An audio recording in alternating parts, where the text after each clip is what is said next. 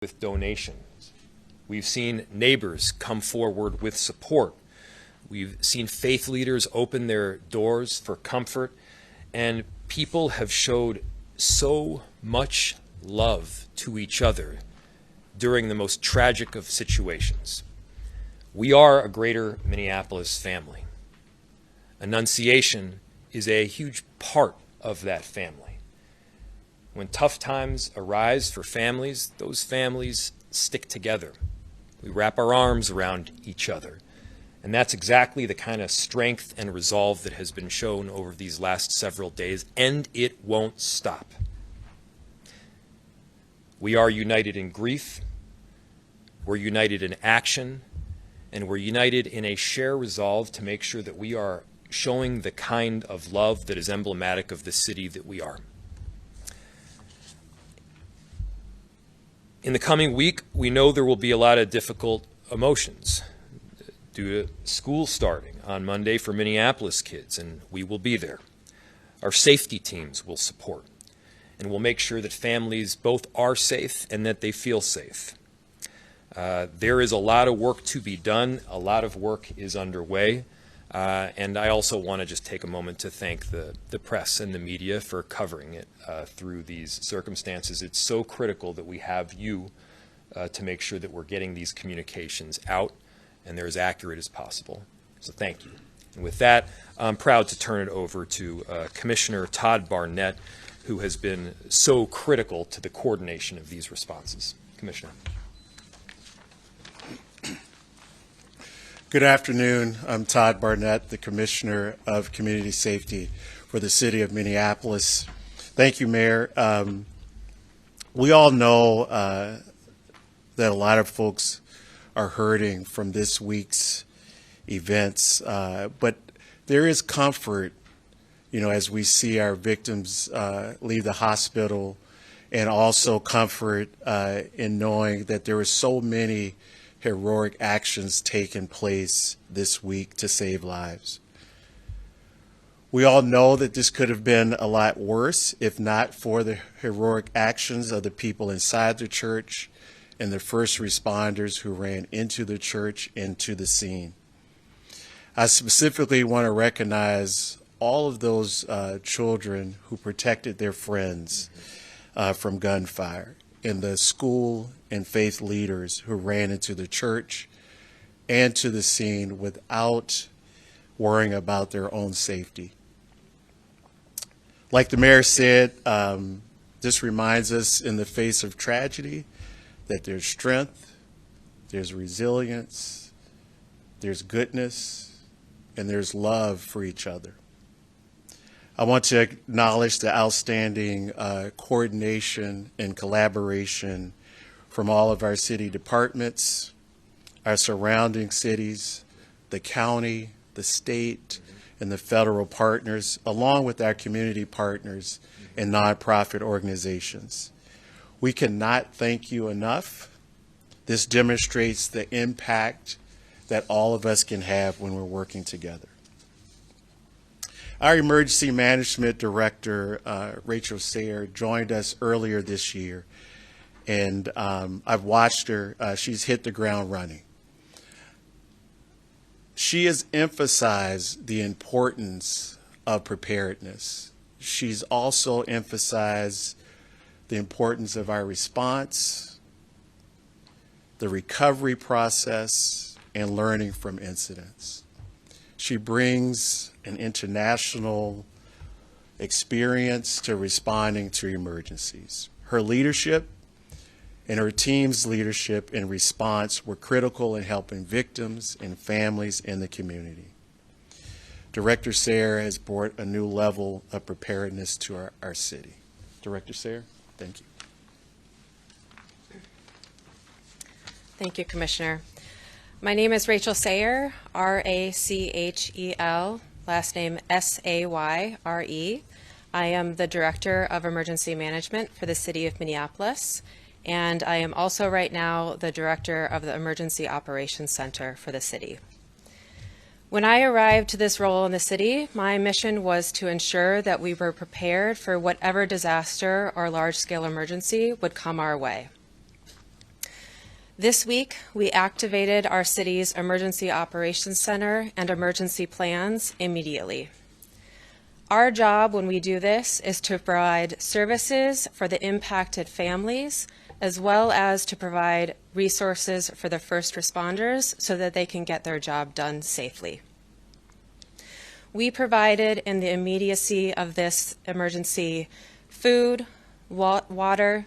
We had mental health resources on site to be provided to families while they were still at the church.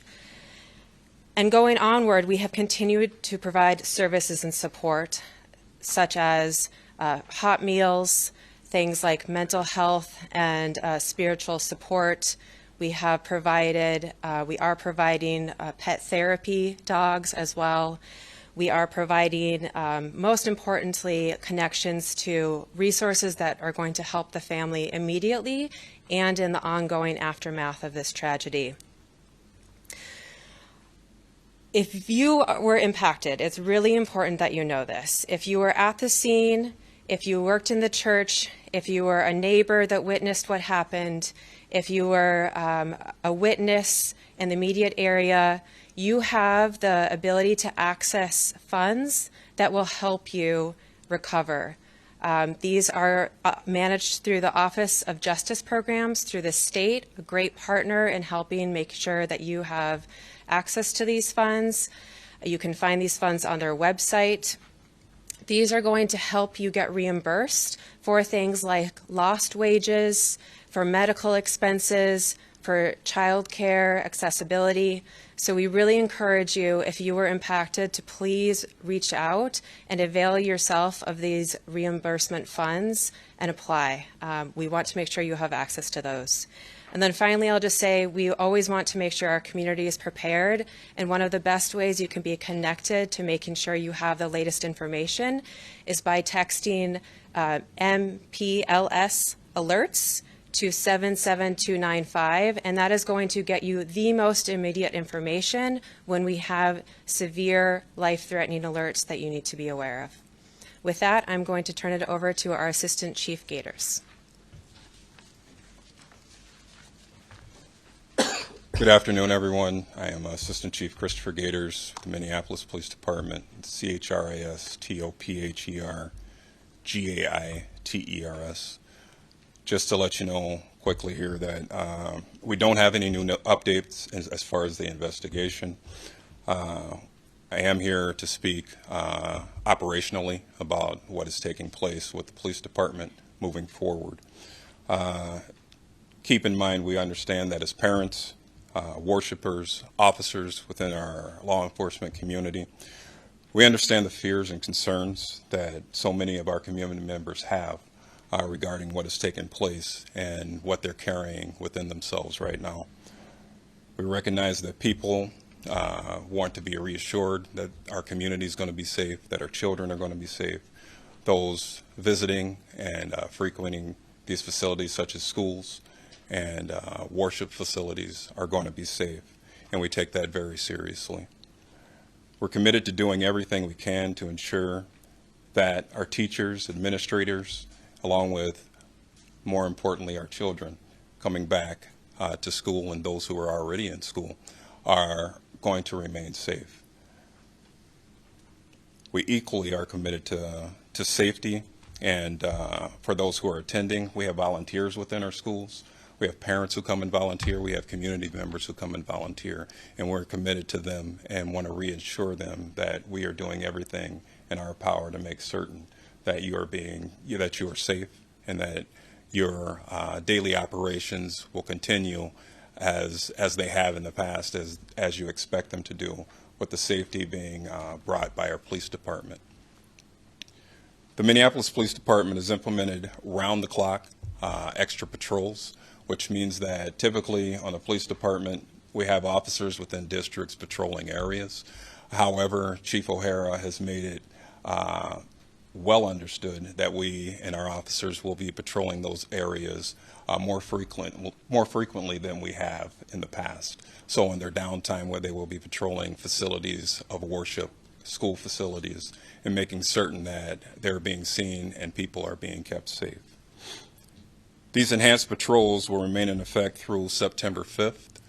However, keep in mind that Chief O'Hara will evaluate information as it comes in and can scale up and adjust these patrols and extra patrols as information comes in.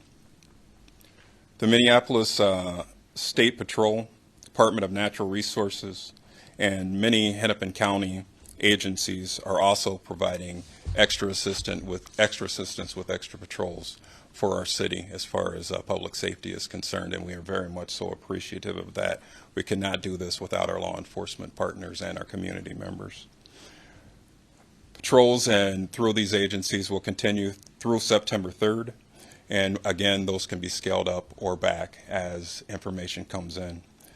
Since August, our patrol operations have been strengthened by additional support from state and county and local law enforcement partners, and we will continue to use them to progress through and work through these challenges that we're facing, but be certain about the fact that we will be here for community and be here for your safety.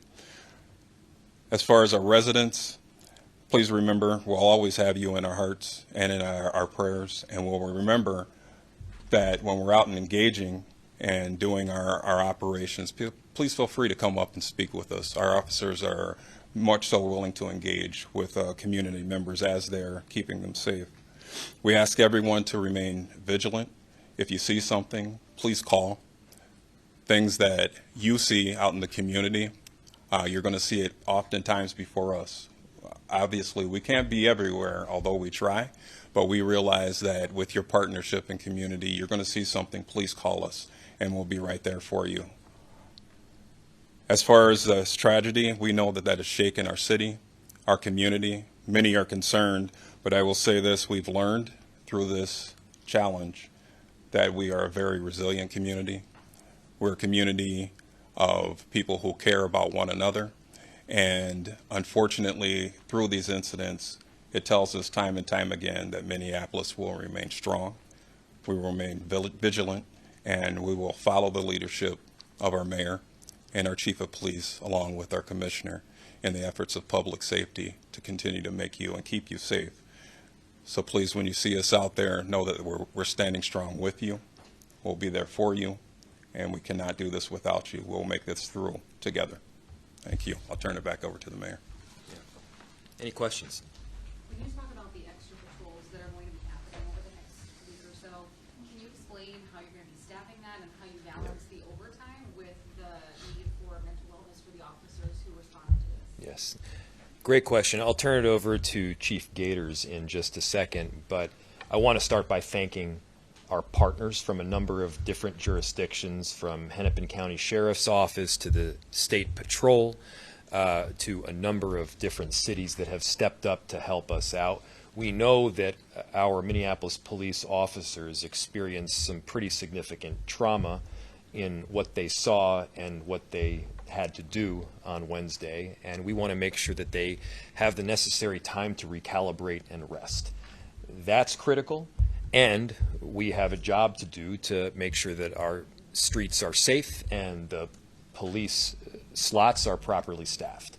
That requires help. So through a combination, yes, potentially of overtime, but also assistance from other jurisdictions, we're going to be able to do exactly that. Again, we could not do this without this broader team, and we're so appreciative of this work. Chief, did I miss anything? Or if I did, that's okay. You can feel free to add to it. Thank you, Mayor.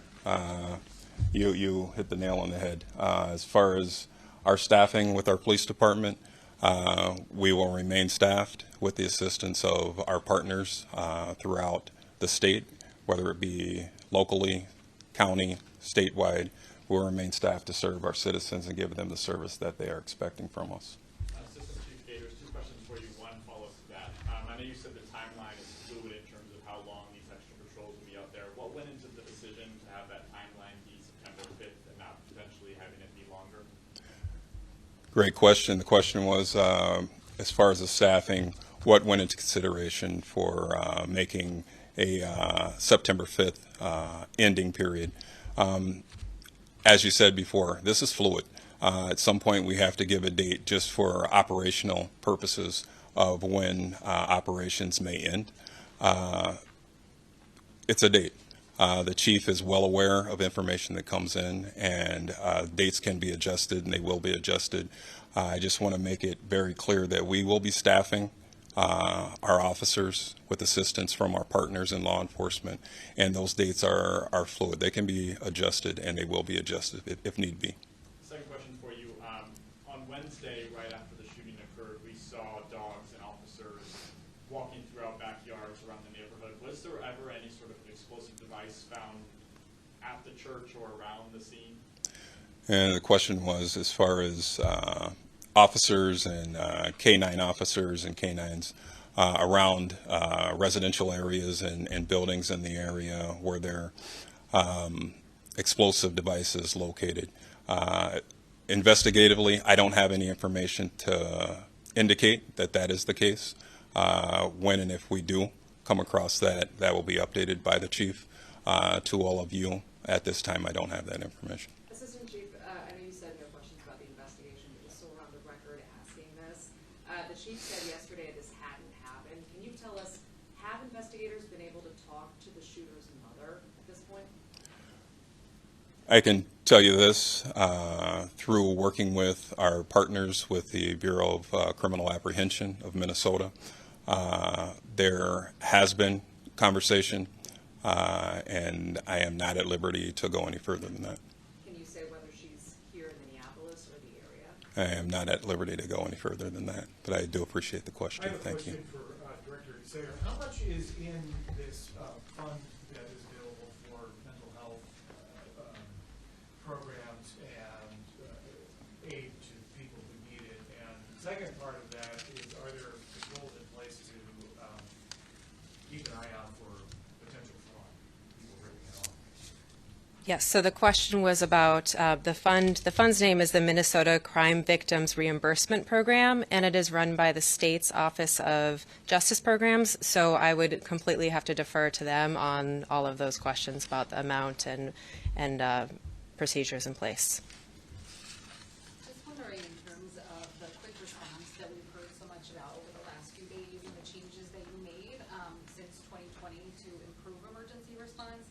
Can you talk about if there were specific changes that were in effect on Wednesday that helped that quick response?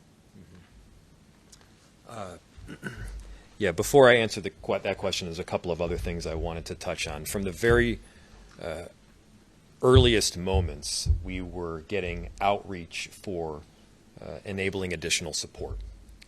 The governor very clearly told me that they would be able to provide what resources that we needed, and they have delivered.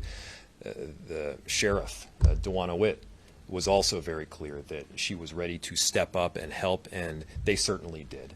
And we're so appreciative of that work and beyond. From city to county to state to federal partners, people truly did step up, and we are very appreciative. You asked what changes have been made. What this is more about than specific changes is practice. And we practiced a whole lot. We practiced the coordination through our National Incident Management System. We practiced communication channels and how that would work in a time of crisis. We practiced making sure that people understood exactly what their responsibility was, regardless of the events that might occur. And that may sound like a small thing. It's not. There's a deep understanding throughout our city of how incident command functions. Whether you are an individual that is going to conduct incident command, I am not, or you are somebody else throughout the enterprise, it is providing what supports we can to the person and the people that are on the ground doing the work. The flow of information was drastically improved. The coordination of that information through a comms plan in the JIC, as well as the work that we did on the more broad level through the MAC, was of critical importance and also enabled me to do my job better. And so it's not one thing that we changed. It's not one policy that was shifted.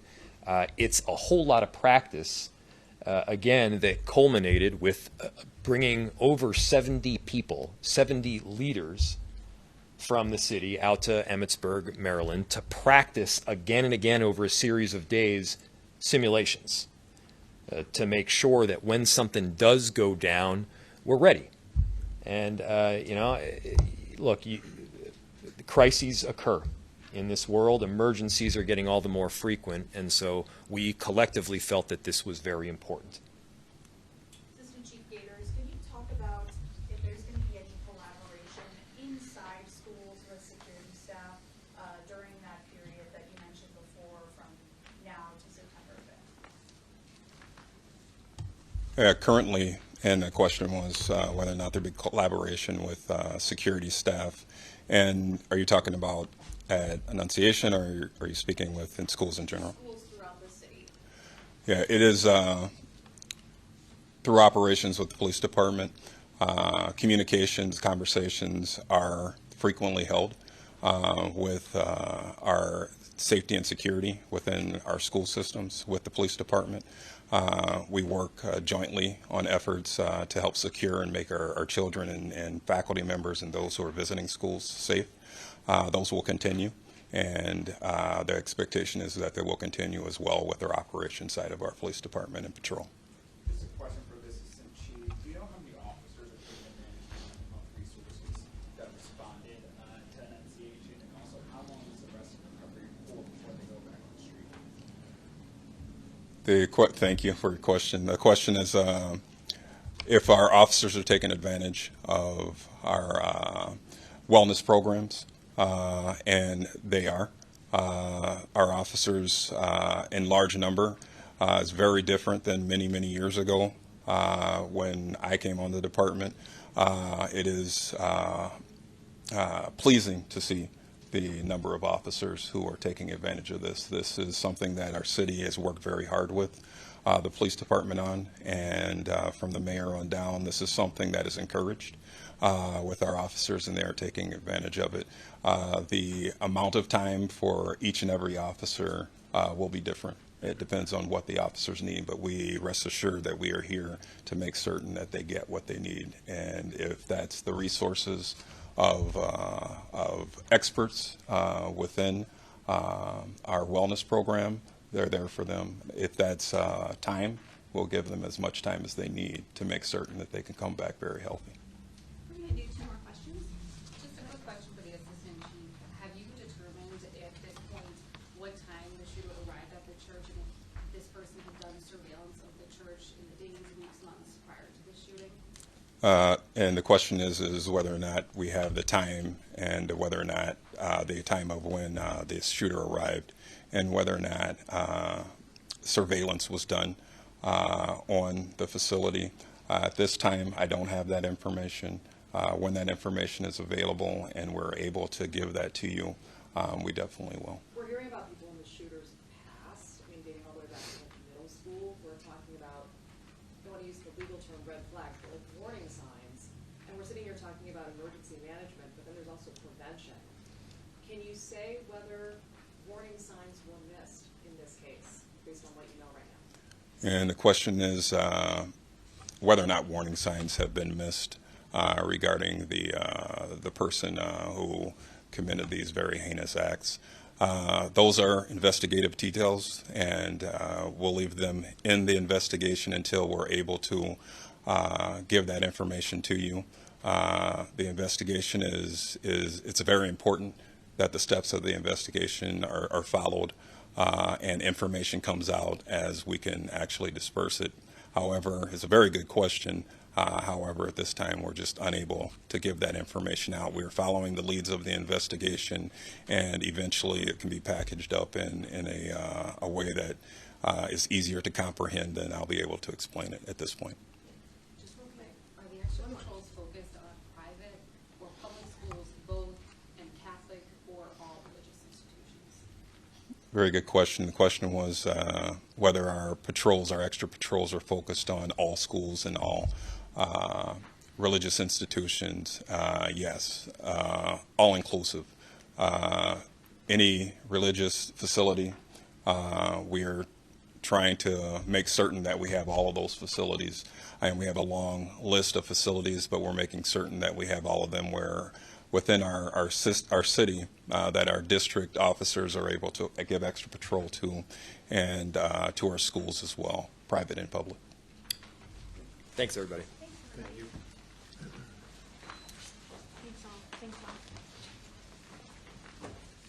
Anybody need names, spellings? I encourage everyone to reach out to communications@minneapolismn.gov for media questions. Happy to do spellings.